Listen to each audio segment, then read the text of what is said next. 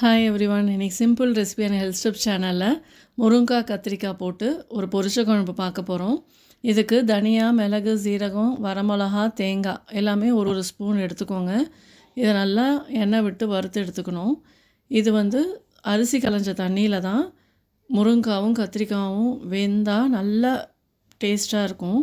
அதனால் 2 தடவை அரிசியை வாஷ் பண்ணிவிட்டு இந்த மாதிரி தண்ணி எடுத்துக்கோங்க. கட் பண்ணி வச்ச முருங்கைக்காய் போட்டுக்கோங்க. ஒரு தக்காளி பழம் தேவைப்படும், அதையும் கட் பண்ணி போட்டுக்கோங்க. உப்பு கொஞ்சம் போட்டுட்டு மஞ்சத்தூளும் போட்டு கொதிக்கட்டும்.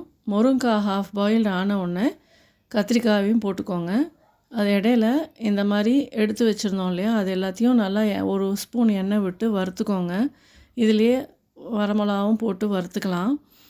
இந்த குழம்பு அவ்வளோ டேஸ்ட்டாக இருக்குது, நல்லா நாக்குக்கு ருசியாக இருக்குது.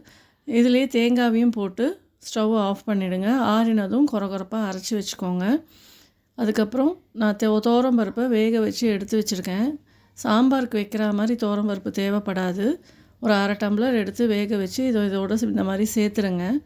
அதுக்கப்புறம் அரைச்சி வச்சுருந்தோம் இல்லையா, அந்த பவுடரையும் இதை சேர்த்துட்டு நல்லா கொதி வரட்டும்.